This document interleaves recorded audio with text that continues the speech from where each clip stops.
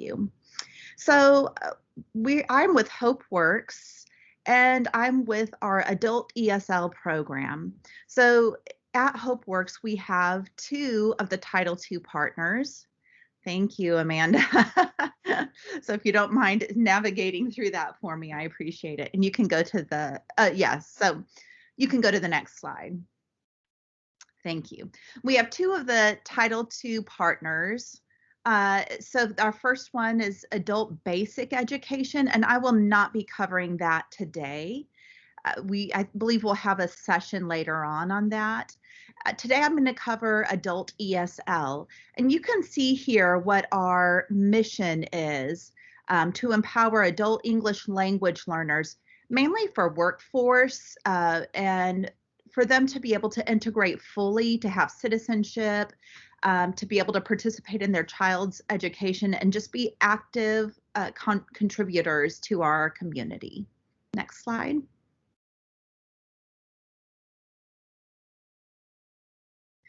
Yes, and so we are the WIOA Title II partners, as well as recipients of the United States Customs and Immigration Services Citizenship and Integration Grant. And I bring that up so just to let you know that we have been vetted by the federal government, by the state of Tennessee, and that our services are constantly under review, that we have that kind of accountability. And so if there are ever any things that come up, we're always seeking to improve our services, but just to know that you can have confidence that we have that accountability to both our state and our federal grantors. Next slide. So why? We just looked at our mission, and why is that important to us? And we want to just talk a little bit about addressing the problem of untapped talent. So these are people who have the potential to be employed. Maybe they're not employed and they have the potential to be employed, or they have a job, but it's not really sustainable, or they're underemployed. And so why is this such a problem? And I believe that everybody here probably already understands this, but go ahead and tap next, Amanda. Yeah, so it really affects everybody around us. It affects individuals, the families, neighborhoods, businesses, our city, our county, our state, and our country. Go ahead.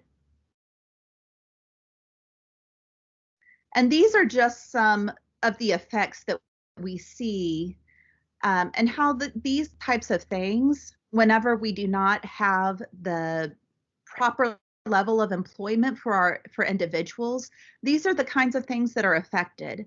And I believe that most of us on this call work somewhere in some of these areas. We're either business owners and employers, or we're Title I services, getting people into jobs, or we might work with housing.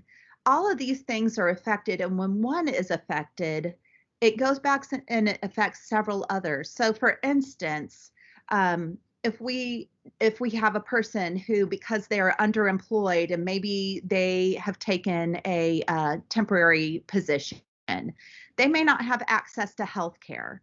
And if that happens and they're sick, then that employer will not have the person there to work for them. That's going to affect these businesses around us. Also, they may not be able to afford housing. That could affect their children and how they receive education. So these problems just kind of cycle back and forth. And so it's very important that we not think about these things in one segmented portion of society or these problems, but we all work together. Go ahead, Amanda. Yeah, and just on a macro level, according to the Migration Policy Institute, this was a couple years ago, so it could be higher now, but $10 billion have been foregone in federal, state, and local taxes annually. And that's attributed to people who could be employed at higher rates, but they are not, they don't find that work accessible. So it's really important for all of us that we work together on this. Next, Amanda. All right, so at the end of this session, we want to make sure that you, the participants, understand what we do, know who qualifies for services, know how to access those services, and identify opportunities to partner. Next. All right, so we're going to start off with the classes that we offer. That's kind of what we're known for, and that's really where we started out, and our services have expanded. But we started out really primarily as offering English classes. We integrate workforce preparation. We also have digital literacy, civics, and life skills, and we offer those at 6 levels. So if somebody comes in and they're, let's say, at a beginning literacy level, this might be an English language learner who comes in and perhaps they only speak, read, write Arabic. So in their language, they're reading from right to left instead of left to right. We can work with those students. We have experience with them. They may have no English at all, but that is our specialty, is to take people, even if we don't know their language, we can work with them and teach. Also, we go all the way up to advanced English. So some of our students come in and they did get English in their native country, but they feel like they don't know it to a level to really be able to function well or to get the job that they want. So that would be our advanced English speaker. And we can work with them as well. So we, and everybody in between. So anybody who is wanting to improve their English, we have a place for them. Another type of class, this is an IET class, Integrated Education and Training class, is our industrial technical skills. So here we work with students who are seeking jobs, usually in manufacturing, and we integrate English, basic skills, soft skills, and they come out with a certificate in machine components and mechanical timing. We also have employers that actually come in, they sponsor the class, not monetarily, but by investing the time of their HR staff, and they will come in and observe and see how do these students work together in groups? How do they problem solve? How do they handle these tasks? So a lot of it is very project based. And then they interview some of the students for the class and hire students. That's been very successful. We have digital literacy classes. So there's 3 phases in that. It starts with introduction to computer. So how do you turn your computer on? What are the computer parts? So again, we can work with students who come in and they may know very, very little. They may not speak English well, or they may have almost no experience with a computer, but we can work with them. And we go all the way up to Excel. So, and a lot of those programs in between. In our workplace English class, we actually go out to the work site. We work with the employer to build objectives for the class. And so, for instance, where we are right now, we're at a site in Hickory Hill at a distribution center. And we worked with the employer to identify what are some key phrases that you want your employees to understand and be able to say. And so that is how we built that class. We do a lot with the signage at work, making sure that they understand what the signs mean and what they say and how to interpret those. And then we add extra skills as well. So we go to the work site, and at the end of the shift, we're there and we provide classes for an hour and a half after their shift is over. And then the last one here on the screen is citizenship. So we provide citizenship classes. This is funded by U.S. Immigration, Customs and Immigration Services. So this involves classes that teach students about history, about civics, and then also how to pass the test and how to pass the interview. We also partner with advocates for immigrant rights to make sure that they have access to legal services so they can fill out their N-400 and make it through that process. Next slide. So here we have, this is a picture of our industrial technical skills class. And you can see it's very hands-on. It is very much group effort. We teach the skills and then they always culminate in various activities so that we can actually see them putting those things into practice. And we partner here with Tech Ed to Go. They have a lot of expertise and a lot of equipment, and it's really enjoyable for the students. Next slide. All right, so next we want to talk a little bit about employment. So we work a lot with employment services, and excuse my dog. And as you can tell from our mission and from our from what we're really driving to do, we're looking to make sure that our students get what they need to be gainfully employed, to be sustainably employed, to the best of their ability. So those integrated education and training programs, that's one way we do that. We do make sure that we link students in those programs with employers. We have an in-house workforce department, and so we do referrals to them, and we have additional, so after we refer, if our PCD, which is personal and career development, or workforce department notices that, oh, there's still some skills lacking or soft skills, or we really need to build up that resume a little bit better, they will come in and do that.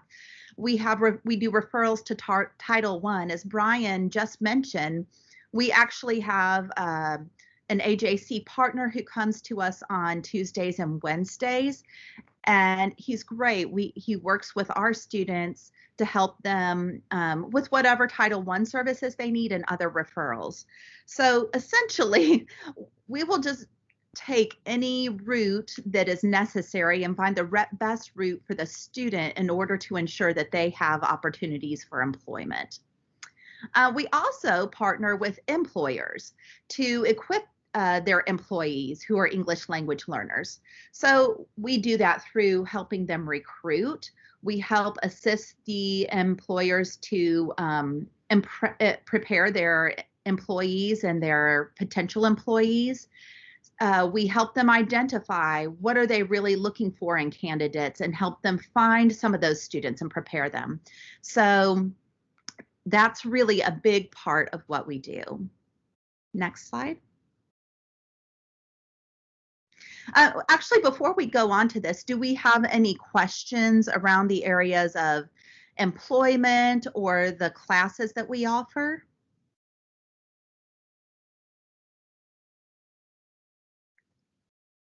I'll pull up. All right, I'm not seeing any, so we'll just go ahead and move on. Feel free to pop them in the chat box if something comes up, and I'll check in there. So who do we serve, and how do you know if somebody would be a good candidate for the adult ESL program at Hopeworks? Well, we serve adults, so people who are 18 years or older. We do allow some 16 and 17-year-olds who are not enrolled in school, and we have to get a special consent form. But mostly we're dealing with 18-year-olds and older, all the way up to people in their 70s, I believe is maybe the oldest we've had. So we really take anybody over the age of 17 or 18. We have over 40 countries represented in our current student participation, and more than 17 languages are represented as well. So we really work with a large variety of people. As I said earlier, all levels from beginning literacy to advanced, and all levels of prior education. We have people who came to us who have 0 years of formal education. Maybe they were in a war-torn country, and so there was no education offered in their school. But we have people who come to us and they have PhDs or MDs, and they're looking to improve their English and get into a career field that's more commensurate with their work experience and education. So we work with all of them. Next. Again, the only requirement we have is that they are 18 years or older. If they are 16 or 17, we can sometimes find ways to work with them as long as they're not enrolled in school. But really, if they are a non-native English speaker and they are 18 years or older, they're a good candidate for us. Next. And so I just wanted to take a minute to introduce you to one of our students. This is Papula, and Papula comes from Nigeria. And Papula has been with us for a little while, for a couple of years, and she's one of our excellent students. She's worked really hard and come a long way. And so this is just one of the faces of one of our students here that we work with. Next. So we currently have 231 participants from 40 different countries. And you can see a lot of people ask, okay, well, what are your top countries? Our top 3 countries are Venezuela, Mexico, and Yemen. But as you can see that there are a lot that are not represented here. Next slide. So you can see that we also have a lot of different languages. Spanish is by far the greatest, followed by Arabic, but we serve a lot of different languages. Some of these languages you may not be familiar with as you see them. And our staff, they're all certified, and they do an excellent job of working with people from everywhere at every level and making a lot of progress with our students. Next. This is a map of where our students come from across Shelby County and really surrounding areas. So the darker the color, the more students we have here. We have a lot of students in Cordova, Lakeland area. Those are our highest population of students. And the red dots indicate where we have physical sites. So we have our Summer Avenue site. We have a site at Asha's Refuge in Midtown. We have one in Raleigh at the Dream Center. We have one in Whitehaven, a Holmes Road Church of Christ. We have one in Cordova at Highland Church of Christ, and one at in Lakeland at the Refuge Church. So you can see that we actually added the site at the Refuge to be able to handle the amount of students that we were getting out in that area. You'll notice that there's a little yellow star in Hickory Hill, and that's because we are planning on adding a site there in this coming spring, I believe. Next. Yes, and we do not want to forget that we have virtual classes as well. So for those who can't make it to a physical site, they can come, they can get on over their phone, they can get on over their computer. If they do not have a computer accessible to them, we can loan them a computer to make sure that they have that access. So it is $5 a month, and the $5 just simply covers the cost of insurance, so that if anything happens to the computer, then it's no worry to anybody. All right, next slide. All right, so let's stop here and see if there are any questions. I don't see any in the chat, but if anybody has anything. Yes, thank you, Ms. Kennell. I actually do have a question. Great. Presentation is very, I mean, you really kind of get into the weeds. It answered a lot of questions that I have regarding the program offered. I did see your slide as it relates to the different sites throughout our local area. So can individuals actually go and enroll and be engaged at these different sites? Or is there a prime? Oh, go ahead. Is there a primary site and or person that they need to enroll in? I mean, Right. go through to be engaged or enrolled? Sure. Yeah, that's a great question. So most of our enrollment is done on Summer Avenue. That's our most central location, and that's where we have like dedicated space, so we can be there all the time.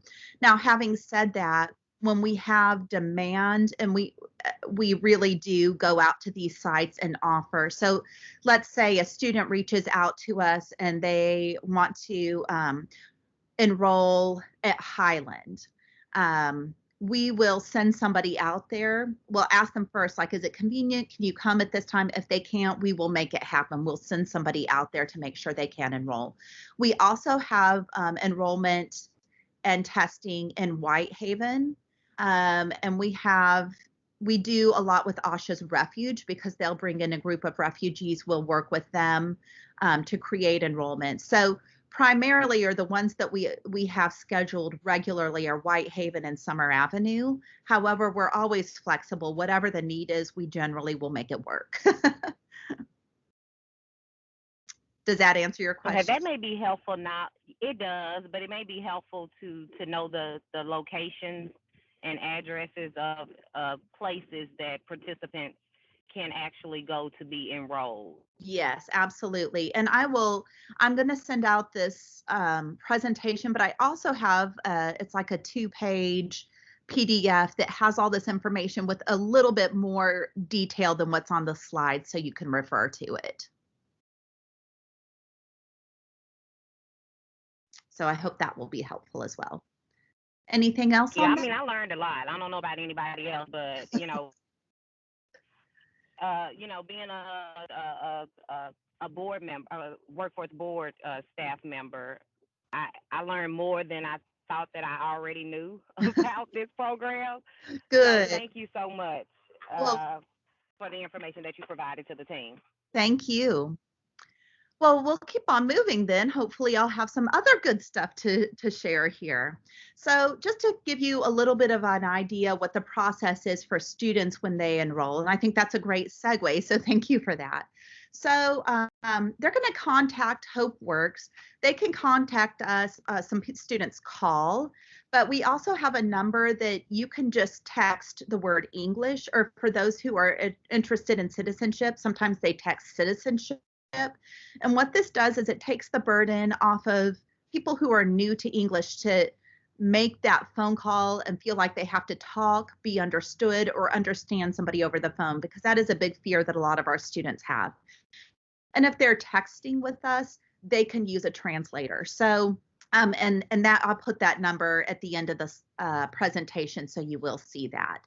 But so they can come in, they can call, or they can just make contact through text. And that's what a lot of our students prefer, is that texting option. Once we do that, we get an email from them, and we will send them electronically the state demographic form. And this form has a lot of information on it. Now, they can come in if they don't know how to fill it out, if they're confused. We always offer, well, come on in and we'll just help you out. But a lot of them do get somebody to help them out and fill it out electronically. Once that's done, we schedule oral screening and interview and the pre-test. And so those are usually done at the same time. This oral screening helps us figure out several things. So one thing we want to know is, well, how much do you understand when I'm speaking to you? How much can you articulate verbally to us? It also, we get to ask a lot of questions. So we get to find out, well, where are you from? What is your background? Have you had any English before? Do you have education from before? What are your goals? And so we can find out what they want and really help develop a program that fits their needs. And we use that on the micro level. So that might help influence which classes they're going to, which site is closest to their home. Sometimes they don't want the site closest to their home. They want something closer to their work. So we can find a solution that way. We can also find, oh, well, you stated this, we actually have a specific class for that, or we can connect you with somebody there. So that really helps drive the services that those students receive. And then the other thing is it drives our program in general. So if we notice that we're getting a lot of people who are coming in, and for instance, we found we had a lot of people who were coming in and they were industrial engineers or mechanical engineers from their country. Well, that really helped us decide what are some of the key IET programs or key employers we need to be connecting with. With their CASAS test, which is the Comprehensive Adult Standard Assessment Systems, we use that and we can figure out what their reading and listening levels are, and then that helps us place them in class. We also take that and look at the skills and help target any skill gaps that they have. And then we use that to compare their post test, which you see at the end after 40 hours of class attendance, they take a post test. So we want to see how they're doing. Are they progressing? Are they progressing in both reading and listening, or are they lagging behind in one of them? Are there any particular skills we need to hit harder with them? So that really helps us track their progress and helps them as well. So yes, so you can see the process there from that slide. After we get their post test, we kind of use a case by case system to decide, kind of as Brian had described what they did. We want to make sure we're individualizing our services. So if after post test we find that, oh, they have reached this level that really has prepared them for their goal and they want to move on, they'll move on from there. Sometimes they want to stay in class, and so we'll keep them with us. Or we might determine, okay, we need to take a different approach with the student. We see that they didn't reach their goal, or we didn't see a lot of progress in this area. So then we will work with them in that way. Next slide. So next is how we can partner. We are big believers in building partnerships. We are under no illusion that we can do this work on our own, especially when we look back to the first couple of slides at our mission and the issues of having untapped talents. We really value our partners here in Shelby County and in this area. So one thing we can do is partner for student referrals. So that is both to Hopeworks and from Hopeworks. If you have somebody who is an adult who is an English language learner, or maybe they seem like they know a lot, but perhaps they're not quite confident, they could come in and we can help them with that. We can also partner to refer to you. So we do this a lot with services such as Title I, SNAP, Voc Rehab, or other employers. We do a lot with employers. For example, I had a student who came in and she was registering for classes. And on the demographic form, it does ask if you have a disability, and this student did. And her disability was one that you could observe. And I asked her, have you reached out for any services for this? And she was like, no, I haven't. And we had to use a translator because she didn't speak enough English. But through this discussion, she said that she didn't really know how to reach out for any services or any help with this disability, and she didn't know what to do, and she wasn't really sure what was available. So we were able to refer her to vocational rehab. Another example, we had a awards ceremony, and a student brought her whole family came to see her receive her award, and she brought her child. And the last time I saw her child, he was maybe 1 year old. Now he's 4. And it was pretty obvious that developmentally he wasn't quite where most 4-year-olds are. So I just kind of politely inquired, like, oh, have you put your child in school? Have you, and it came out through that discussion that they wanted to, but there was no school that really they felt confident in. They felt like he needed some help, but they didn't know where to get it. So we were able to make an appointment for them to talk to other services and make sure that they could get the appropriate services for their child. So that's really important that we make sure all of our students are have access to all the services that are eligible to them. We also help employers recruit reliable and skilled employees. So we will help kind of vet and train. We do a lot of soft skills. If we know what that employer needs, we're going to work on that with the student. We have a lot of students who actually are very professional, who are really good when it comes to their work ethic, but sometimes what they misunderstand the American application of that. So we make sure that we can help them negotiate a shift in expectations from their country to our country when it comes to work. And then we also offer some classes to help skill up employees. It may just be English, it may be specific or technical skills, and we can do all of that. We already talked about access to services. We also work with post-secondary institutions. So if our student has as a goal that they want to get a degree of some sort, we're going to help them. We're going to make sure they know how to enroll and get their high set. Some of them already have their high school diploma from their country, so they could use that in some cases. But we want to work with them to make sure they're prepared and know what to expect when they go into that post-secondary institution. And then we also help just talk to the post-secondary institution and help them navigate the application process. And then additionally, we just enjoy working with other programs to create innovative solutions. We're here as partners for the whole of our community, for our students. And so there may be things that we're not currently doing, but we're very interested in, or that if we feel like, and you feel like we could be of help in some way, we're very happy to partner in those ways. Next.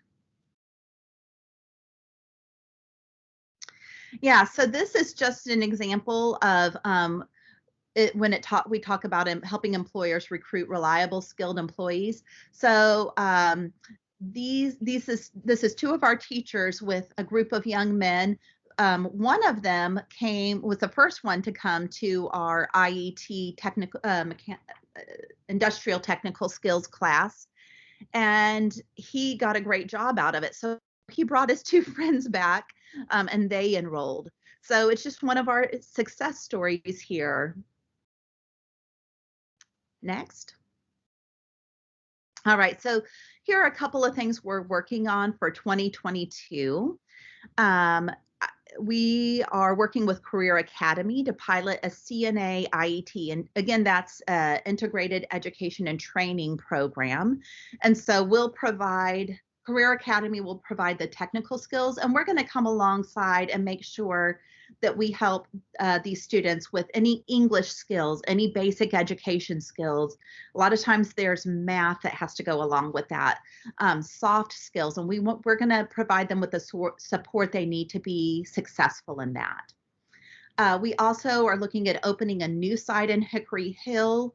That's coming maybe late winter or early spring. I'm not sure which. We have not set a firm date for that, but definitely in this next upcoming semester. We're also starting classes in Shelby County Division of Corrections in January. And then we have our current digital literacy class. We're going to be adding a new credential along with all of the digital literacy credentials. So they get Word, they get Excel, they get PowerPoint. Those are the ones that are currently offered with that. But we're going to make it a little more specific in that third tier and allow students who want to go on to the third tier to get office management skills. So this will involve time management, customer relations, and organization of documents and that kind of thing. So that kind of adds into those digital literacy skills to make that really applicable to the office. Next slide. All right, so this is contact information, particularly if you're looking for information on partnering, contacting somebody to partner. You feel free to contact me, Nicole Kennell. That is my email. That is my phone number. You could also contact Carissa Davis. She's our assistant director, and she's a great communicator. So if that's who you get a hold of, no worries. But if you want to talk to somebody more about student enrollment and student referral, Carissa can help more directly with that. Also, if you're wanting to get information to some clients and they just want to go ahead and contact us themselves, the most direct way that they can do, now they can use those emails or either one of those phone numbers, but the most direct and easiest way is to text or call. You can text English or citizenship to this number. All right. Any other questions? I apologize if I didn't hear this earlier in your presentation. How long has Hopeworks been involved in this area of helping the community? Right. So we got this grant, the AESL grant, which technically in WIOA is called IELCE, Integrated English Literacy and Civics Education, for those of you who are familiar with that, but that's very long.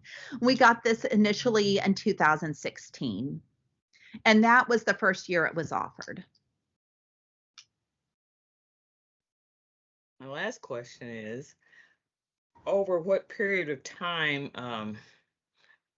do your students go through these programs? Yeah, that's a good question. So if you're talking about our IET program, so the industrial mechanical skills is just 4 weeks. So it's pretty quick and it's had great success. Our digital literacy class and that one is getting changed up a little bit, but I want to say it's a total of 17 weeks for all of the phases. But we are doing a little bit of alteration of that. So if that changes, don't hold me to it. Our regular classes, the English classes, those run, so we do, now they're open enrollment, so students can enroll in those at any time. That's not true for the industrial technical skills or for, not the IT classes, but for our regular English class, those start in September and go to December. So they kind of go with the school year. We'll have one that goes from January to May, and then we have a summer session. However, students are welcome to enroll at any time, and we will get them in and give them opportunities to get caught up and that kind of thing.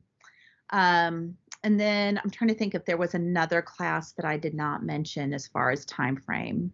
Oh, the citizenship class. The citizenship class, I believe, is 15 weeks. So we tried to do a shorter version, but we found it didn't really get them fully prepared the way they needed to be. So it's 15 weeks.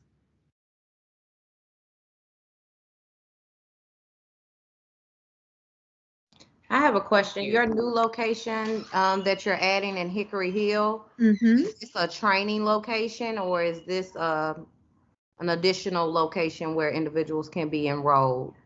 Right. So we will do enrollment, and we will start out doing English classes.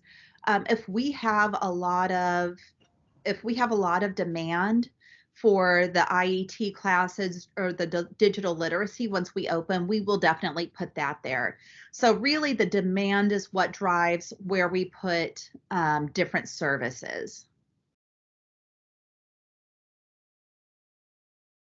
Did that answer that question?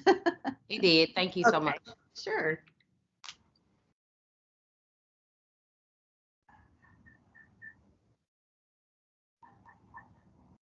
And what I should mention this. I should have put this in my slide.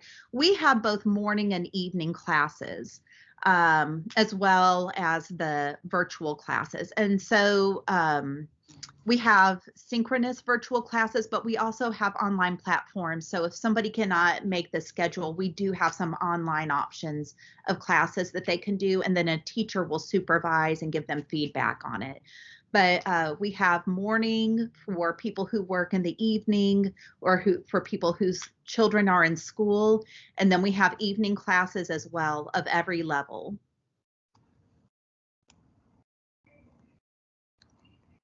Ms. Nicole, you spoke to individuals having to be technically 18 years and older in order to be enrolled in your program. Right. But you do work with some 16 and 17-year-olds depending on circumstances. Do you guys partner with other organizations or have other resources that you offer to individuals that are below your age range for eligibility for like in-school youth? Right. Mm-hmm. So mostly we have worked a lot with the newcomer school down. It's connected to Wooddale. Are you familiar with that? Not really. Okay. I'm still learning the city of Memphis. Sure. So my apologies. No, that's okay. I mean, it may not have been something that's really in your purview much, or you might not have run across it. But yeah, so for Shelby County Schools, they actually are the place when we have people who come in and they need a lot of help with language, or they're really going through adjustment. That's where Shelby County will send students. So a lot of times we will reach out to newcomer or some of the other schools as well. Yeah, so we do reach out. You know, the truth is we just want to help people get into the best place for them. So it is a lot of conversations. We have some contacts at Shelby County Schools, and so we just have a lot of conversations among us trying to decide what is the best option for that student. Thank you. Also, I'm the question asker, so Sure. everybody. You did also state that there was a number of countries that we actually accept, which was news to me. I didn't realize we did that here, that we actually honor high school diplomas or credentials such as that matter from other countries. Are there certain countries, give or take, that we typically offer? Are there any insight that is there any insight you can provide as to Yeah, we wouldn't accept, or sure, what that looks like on the back end? Yeah, so as far as employment is concerned, that is done on a case-by-case basis. So different employers accept different credentials.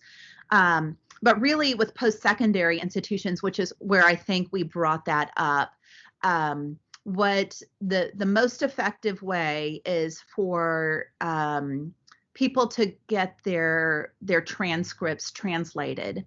And that's not just a language translation. That is a process. The place that I really know that does it is World Education Services, and it's pretty expensive. But we have seen for some of our students who have a lot of education, it was really worthwhile. So for instance, we had a student who came in. He had been a pharmacist in Jordan for many years, and he was a little discouraged because he had a really good, solid job that he loved, and he couldn't really access that. So he got his transcripts from Jordan, translated by World Education Services. And what they do is they look at the courses, and they can take courses from different places around the world and evaluate them against United States courses and get credit for them. So this student actually ended up enrolling at U of M in the biomechanical engineering program. But he did not have to take all of the classes because he had that. They did honor some of his courses from his pharmacy degree in Jordan. So that is really the best way for that to happen. But it isn't easy. I do have to say that. I want to put that disclaimer out there. Now, I don't recall if you covered this or not, so I apologize in advance. Is that a support in this instance with that scenario you just provided? Is that a support that this program offers as a supportive services to participants? And what other supports are offered through this that we may not be aware of outside of the traditional supports that an individual would need to participate in any title program? Right. So that we do not offer that, but I will say I'm really glad you asked that. That's kind of challenging to me because it's a conversation that comes up again and again and again with all of the organizations that work with immigrants. So we have that conversation a lot. So I'm glad you asked. It is a challenge, I will say, but we do not offer it, but we do help students connect to that. I will. So as far as supports, we will. One thing we want to do is definitely impress upon employers that English is a plastic skill. So this is a skill that can change. It's something that people build up. And so we can, if somebody wants to employ somebody who has limited English proficiency and they're concerned about how that's going to impact their job performance, they can employ them with conditions about we need to see you reach this certain level. So we need you at high intermediate level by this time, or it may just be an attendance requirement. You need to continue to attend English classes. So we can support by sending the documentation once that student tests, or by sending the documentation of their attendance, as long as the student actually signs off on that and releases that information to their employer. So we can do things like that. We do work with students quite heavily on employment. And like I said, we do a lot of kind of screening or being that front line of because sometimes our students are not very involved in the community yet. This is a new place to them, and we may be their safe place, and they don't know what's out there and they don't know how to access it. So a lot of times what we're doing is we're kind of screening and for which students need which services, and then doing referrals or talking to them or educating them and informing them. So a lot of it is referrals in that regard. So, Nicole, I actually have a quick question for you. Do you guys offer any classes, or do you offer any assistance that is centered around helping prepare these students for getting a driver's license, for example? Oh, this is Amanda, right? From your voice? Yes. Yes, okay. That's a great question. Actually, so we don't have classes specifically for that, but we just have a group of students. We've got a volunteer to tutor them on that. So that's interesting that you just brought that up. But yes, so that we do a little bit of it, but we don't have a whole class on it. But we had a group of students. They were all talking about wanting to get their driver's license, and so one of our volunteers is going to work with them on that. And we do train our volunteers. We vet them. They're drug tested, so that they are and they're people who are not going in without an understanding of what they're doing. Thank you. That's great to know. Sure. Yeah. A lot of what we do, we talk about things like, how do you act when a police officer pulls you over? Because that may be a difference culturally, and it really could get somebody in trouble, or at least make them very nervous if they do the wrong thing. We talk about, how do you interact with your child's teacher? What's appropriate? What questions to ask? What vocabulary? How do you call in sick to your workplace? For people who get their citizenship, we talk about voting. Have you identified where you go to vote? How do you identify the candidate you would like to vote for? That kind of thing. So we're really trying to empower our students to be active in the community.